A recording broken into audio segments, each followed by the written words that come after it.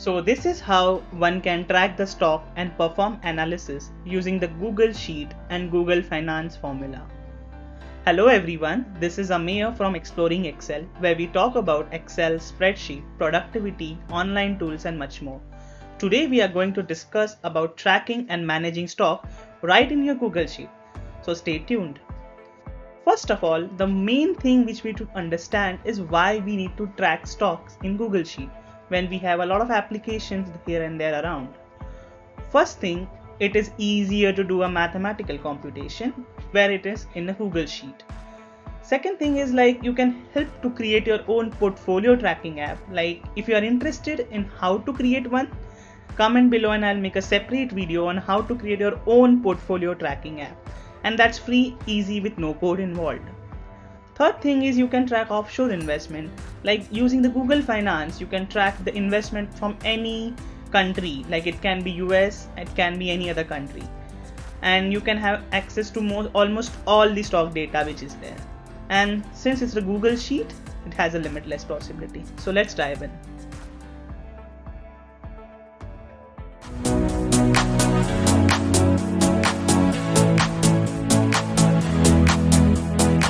Alright, so let's get started.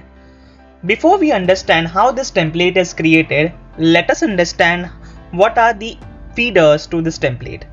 Feeders, I mean what are the inputs to this template. So inputs are in two forms. One is the list of companies along with the ticker code, that is the stock code, and the second thing, the market data which is there. The second thing is the next part wherein which we will leverage the Google Finance. The first one is taken from the National Stock Exchange website. So here you can see the data which has been extracted from the National Stock Exchange website, consisting of the ticker, that is the symbol, the name of the company and the further details which are there.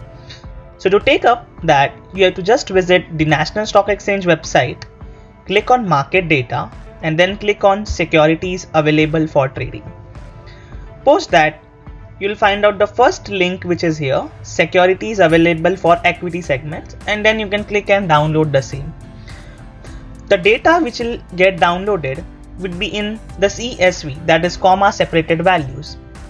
You need to convert the comma separated values into Excel, and that can be easily done through text to columns or cleansing the data in the Google Sheet, which is automatic. If you would like to learn how this is done, just comment below, which would indicate to me that you are inclined toward these type of content and I can create such type of content.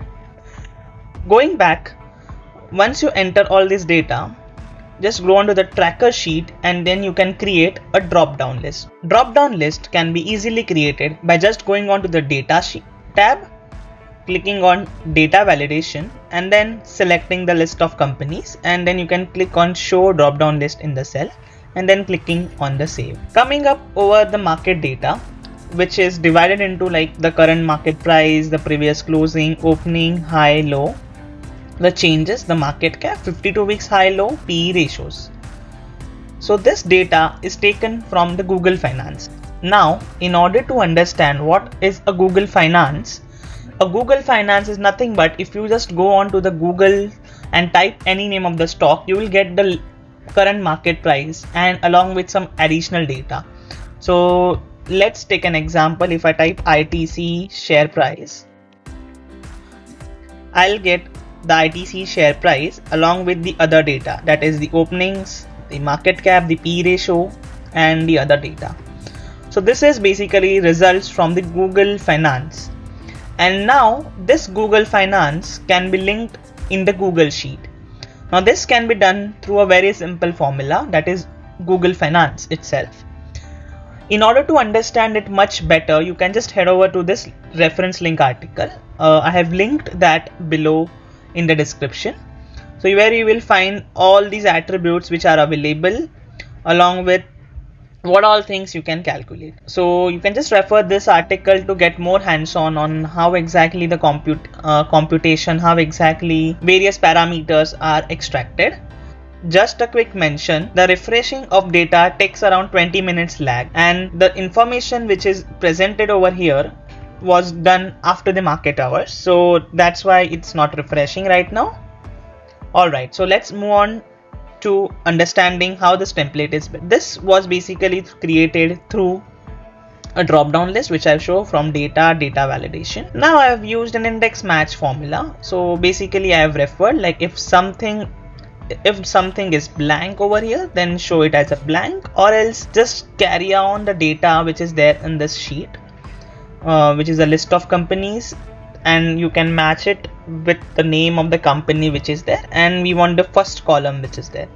Now if you want to understand more about how index match work, just let us know in the comments below and we can make a separate tutorial or a video explaining that. We just wanted to be very sure that the audience is liking the content and the content is more relevant to the audience. So that's the main reason. Coming up to the other points, which is the Google Finance. So for the time being, just ignore the if error function which is there.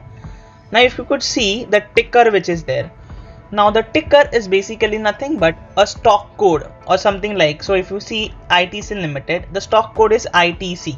And if you could see, when you Google it up, NSE:ITC. So this is basically the stock ticker which is used by NSE to track that particular stock. And that's what the Google Finance uses it. So if you just go on, type formula Google Finance, and then you should just mention the price. Now how I got to know which attribute I need to use?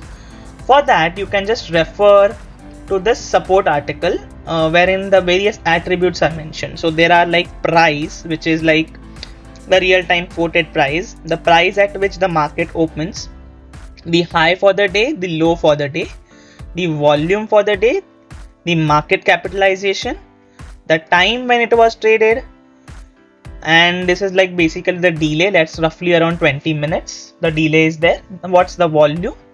So these all things are just covered over here. Now what I have done additionally is that I have added with the if error function.